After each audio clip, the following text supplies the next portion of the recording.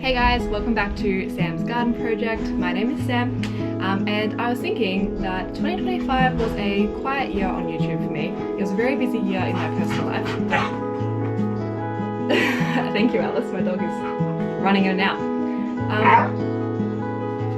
So 2026 is the year to get back into YouTube videos with at least a garden tour. I want to do at least one video a month and kind of keep the videos tracking along a little bit. So I thought, because it is early Jan, I think it's the 2nd of January today. It's in that period where no one knows what day or time it is. So Happy New Year's to everyone. It is the 2nd of January. I thought I'll do a little garden tour to show you what my garden is looking like in the middle of summer. I am in Melbourne in Australia, so in Victoria, zone 10B. We haven't had a lot of hot weather at the moment. So we're kind of coming into this hot period in January. I'm just looking at my garden now, and there's some things that are growing really well, some things that are struggling a bit, and some things that are yet to take off. So things a bit behind schedule because we've had I guess a mild spring and a mild December. So let's go out there and I'll show you around my garden.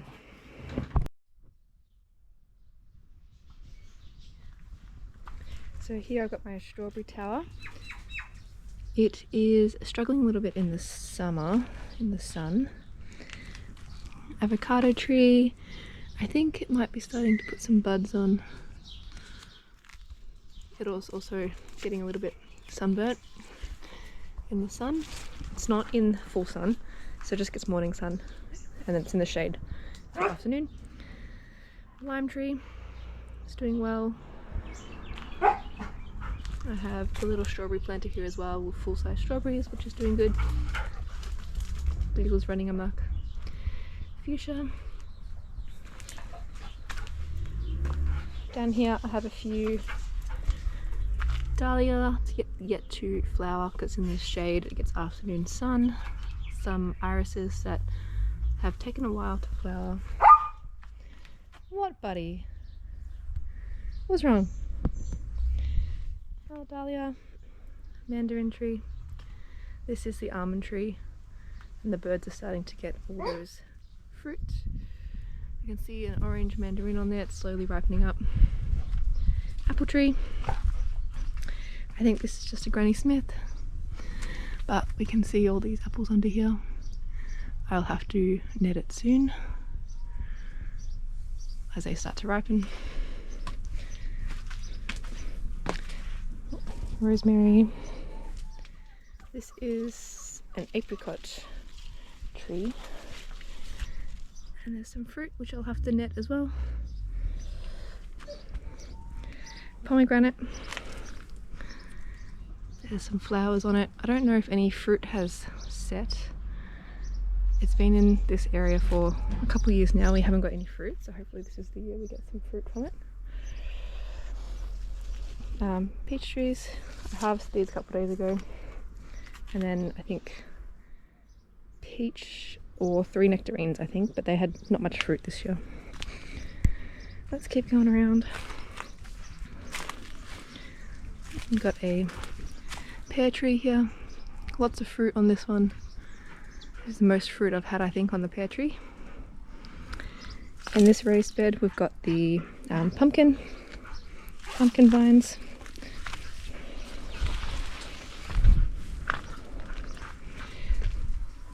Which I'm just going to kind of trellis a little bit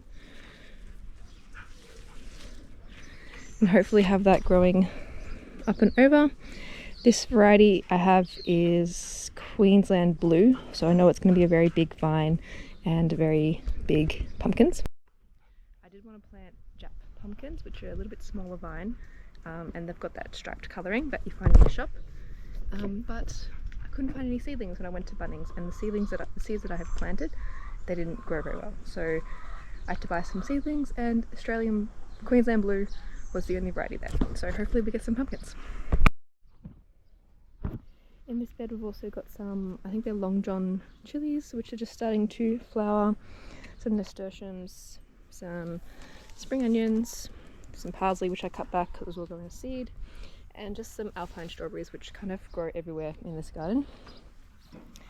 Over here, which is my dahlia bed, I've got a zucchini on the end here, which has a little bit of fruit. Not quite ready to harvest yet. I have this problem every year, and I'll show you when we go to the other zucchini plants, where the first couple of fruit don't either get pollinated or there's not enough nutrients for them to grow. But there's some nice flowers on here, nice fruit developing. I have a few dahlia plants, so I've dedicated this whole bed to dahlias, and I think I've got 4 or 5 plants in here, different varieties, and I love it. It's my favorite thing, so I'll definitely do that again. I had previously tried growing dahlias in pots and they didn't go very well, so I guess they need soil and nutrients. Puppies, what are you doing? 2 munchkins. Alright, moving to this bed. This is my carrots. So these have been in there a while. There might be a couple good sized ones. I haven't thinned them. So my plan is that as I gradually pull some out, that the ones that are left will get bigger. Let's pull one and see, have a look.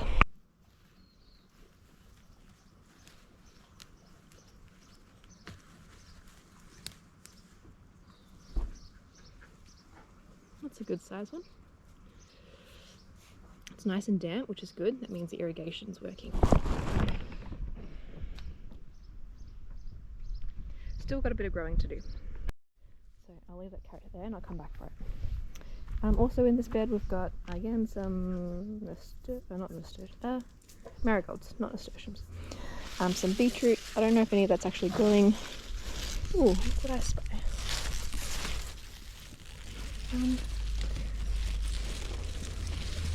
No, I just squished that one.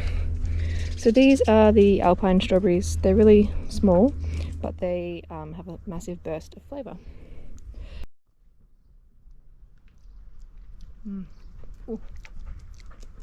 It tastes like a starburst or something.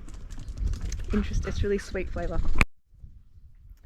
Going along, we've also got some, I guess these are self-seeded tomatoes, and then potato that comes back. I know they don't grow very well together, so eventually I'll pull out the potatoes, but the tomatoes are self-seeded because I did have underneath here some chili plants or jalapenos that had overwintered. Again, this is old fruit on it. That's new. That's a weed. Some basil at the end and some more spring onion. That looks like it's a capsicum plant. Just had a few overwintered kind of chilies or peppers. And the fruit is slowly starting to form now. Over here is my zucchini bed. So you can see there's some yellowing leaves starting to happen, so I probably need to give it some fertilizer. But the fruit, the early fruit, either doesn't get pollinated or it's not enough nutrients. I've got some more beetroot here. That's starting to bulb up a little bit, which is nice. What is that? That's going to seed. So I need to pull it out. In a pot here I have another apple. It doesn't do very well because it is in a pot. Next to it is a mandarin in a pot, and yeah, again, doesn't do very well because in a pot. But I haven't got anywhere in the ground to put them, so I might need to figure something out with that. Zucchini. And at the end of the bed we've got the foxglove. Pretty sure it's foxglove. There's an ant in that flower. So that's been in there since last year. Pretty lazy gardener. Things either self-seed or they just pop up and I let them happen if that's not going to hurt anything else. Moving on to this bed. Again, some spring onions, some marigolds. I have a big lettuce plant that's gone to seed, which I'll need to pull out. These tomatoes were planted from Bunnings. They are just cherry tomatoes because I find the big ones don't grow very well and I don't really use them. So with the cherry tomatoes, I can kind of add them to a pasta or add them to something that I'm making. No fruit at the moment, but lots of flowers happening. Got some basil in there too. These aren't staked, so it looks a bit jungly. But hopefully we get some tomatoes soon. Let's keep going. Again, hot potatoes are just popping up everywhere. These are meant to be there. They're in a bag. Next bed. More tomatoes. These are again self-seeded. Cosmos, which is really pretty. This is all self-seeded. It was in that end bed last year. Had a bunch of flowers. So obviously this has just blown through and self-seeded here. Actually, I do see a little fruit forming on the tomatoes. Just in there. But nowhere near ready. What else is in this bed here? I've got my holy basil that's been in a pot just at the front with my lemongrass. There's some spring onion, and in this bed was actually again overwintered capsicums. So this is their second year. They're starting to get a little bit bigger fruit on them, which is good. And then these are the seedlings that I had bought from Bunnings. These are like a yellow bullhorn, I guess, looking capsicum thing, but they are still too little to put any fruit on. I'm just going to stand over here in the shade. I'm finding with my capsicums that if I buy them as seedlings 1 year and then pull them out and then buy seedlings again, they don't get big enough or mature enough to have good fruit. The fruit on them in the first season are really little. So if you let them establish, overwinter them, and let them grow again when spring comes, the fruit is normally a bit bigger. So a little tip that I found, give it a go, see if it works for you. Overwintering is not that hard, and there's bigger fruit, healthier fruit, so that's what I'm going to be doing this year. Alright, moving on to the next raised bed. We have some thyme. All the bees just went buzzing.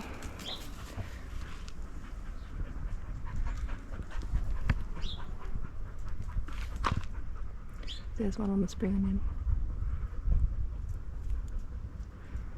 Beautiful. I bought a few capsicum seedlings from Bunnings as well.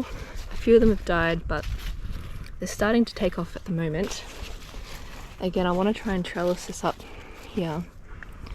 This little Rio mesh offcut. And then I planted some beans around the outside. The tomatoes again are self-seeded. There's some weeds in here too, and again potatoes. So it's kind of like the common theme of all the garden beds is self-seeded potatoes, tomatoes, and weeds. Tomatoes in the end.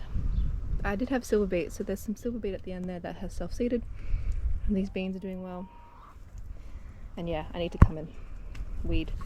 There's some grass there and grass there. This bed is just a jungly mess. I did have spinach and lettuce in it before the heat of summer really came in.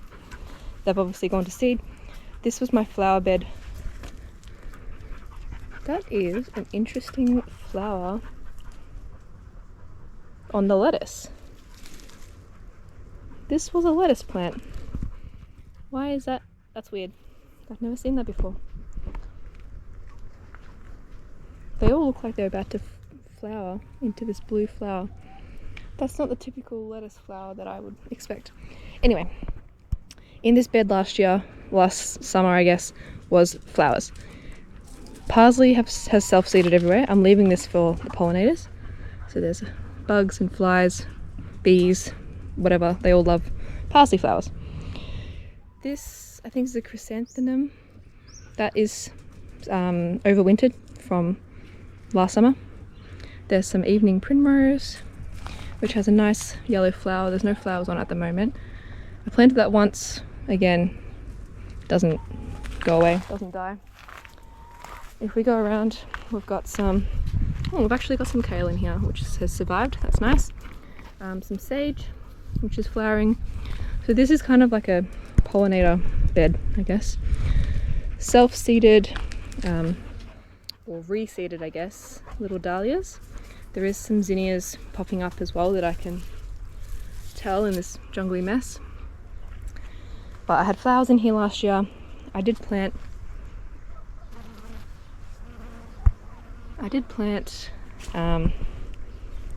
lettuce, spinach and kale in here during spring. Now the sun's getting a bit too warm for it and it is all going to seed, but the flowers are adding to the pollinators, so this is my pollinator bed.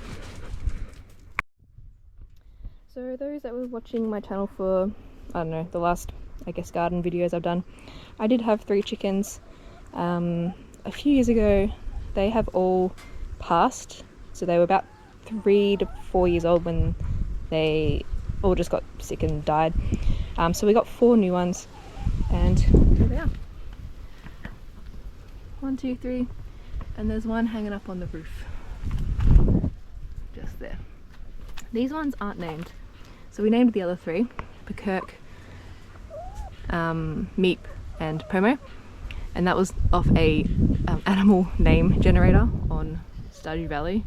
If anyone's watching that knows that game, I play Stardew Valley, and it had some chicken name generator, and I just named my chickens after what the random name generator generated. So some of the changes we've made is we got this feeder at the back. It was an investment because we've got an extra chicken. They do eat a bit more, and they were young and they were still growing when we got them, so they were eating a lot.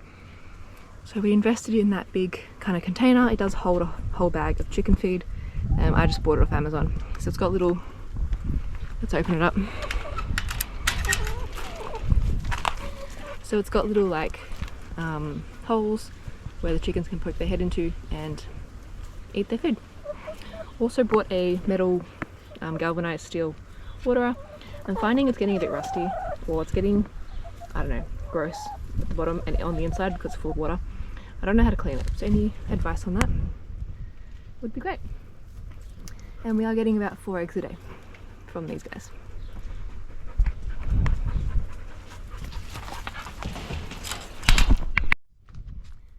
So from the chicken coop, we'll go to the lemon tree.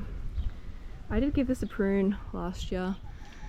It's got some new fruit on it. I don't know if you can probably tell because it's green, but it's also got this year's fruit on it, the yellow fruit. Don't look down there. Don't look down there. It's a jungly mess. It needs to be weeded, but there's some ripe lemons falling down. Let's harvest that one. It smells so good. Lemon smells so good. Okay, so from the lemon tree, let's go down here. Along this fence, if you've watched any of my videos before, you'd know I have quite a few peach trees. So peach. There was 3 peaches in there, 2 peaches in there. And then there's a pear tree. There's some asparagus, and there's some other trees along the back there. So let's go have a look.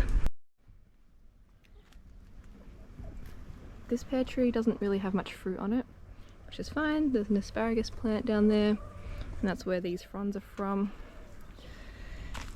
This is peach tree. I came out a couple days ago and harvested most of the fruit, so I don't think there's much on there. There's a couple fruit that was still needed to ripen a little bit. But beautiful.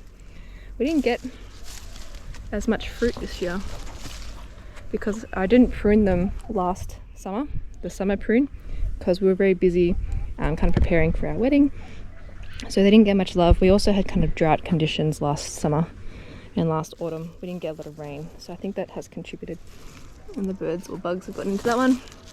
But I'm not too fussed because I've already harvested a whole bunch. This was a peach tree that got dieback, and it died back. I think dieback is a disease, I guess. And so I cut that out. Everything's looking a bit sad. It is summer. Some rhubarb. There is a quince tree. We've got some quince growing. asparagus, peach, peach, plum. These are those seedlings that I bought versus overwintered capsicum plant. It's got some nice fruit forming and some flowers on it. This is the lettuce flower that I would expect. This is I guess, a lettuce going to seed, and it's got these little flowers. I guess it's a similar type of flower, just different structure and different colour. Alright, again, we've got some weeds, but there is asparagus, oregano, plum, more asparagus.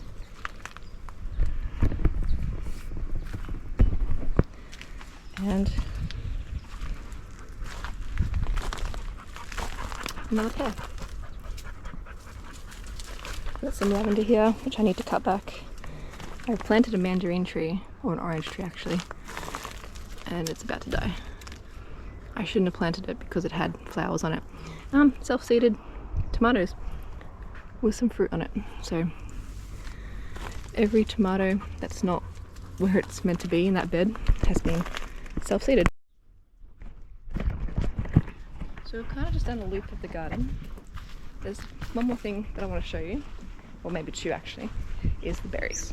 So over near the greenhouse here, I have two little pots with blueberries in them. Hey darling. Hey, what are you doing? Hey bud. Diesel, what you doing, bud? These are my puppies, and they go nuts when I talk at the camera, so typical working dogs. Woo! So here I've got my two blueberry plants, 1 and 2. I like this one a bit better because it's got less fruit, but the fruit is bigger. These ones have netted, so they're almost ready. I mean, I can harvest some of these, but this is the last fruit on it. We did get some blueberries before Christmas, and so they were quite tasty. They are nice and plump, which I love. Hi Psycho. Compared to this plant here, which has lots of fruit on it, you can see how much fruit is on there, but they weren't really ripening and they're really small. So hopefully it just takes a bit more time and a bit more water. They are different varieties, so if this one turns out well, like fruit ripens up and gets a little bit bigger, then it'll be perfect because that bush was ready before Christmas, so it's early blueberry. This one might just be a later blueberry, so we can have blueberries for a few weeks over summer. Okay, this is the last thing, this section here. So we've got an apple tree. This is, I think it's a Fuji. There's a little cut on that, so I'm keeping an eye on this fruit here. But the apples are developing quite nicely. And it is in a pot, so I do need to water it often. There's another one there that I haven't bagged, but it's got this nice kind of espaliered shape, so it'd be perfect for planting against a fence. So I'm just going to keep the shape, but keep it in the pot and see what happens. And then over here, this is new, I guess from autumn this year. In this pot we have boysenberry, so we've had some nice fruit from there. And in this one we had a raspberry, but it had died, so that's the raspberry cane. And at the moment it's just got corn growing from compost, so I'm gonna let that happen, let that grow, see what happens. Better not forget my carrot, and let's go get Minus. Excuse the dog poop. Get the lemon that I harvested. Let's take that inside. Bye chickens, be good.